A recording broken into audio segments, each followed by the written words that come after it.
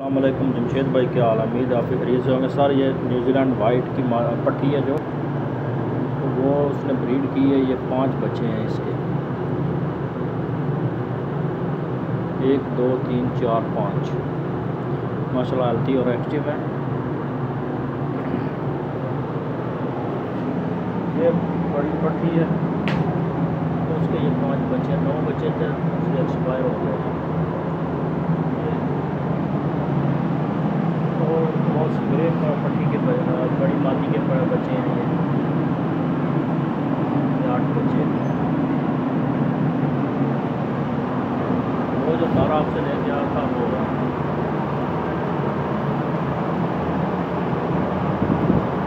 ये इस मादी के जो पहले बच्चे दिखाए हैं वो इस मादी के हैं। ये पट्टी ग्रे पट्टी के है, ये 7 बच्चे।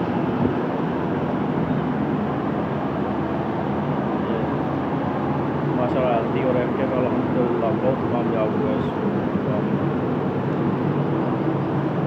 अस्सलाम वालेकुम।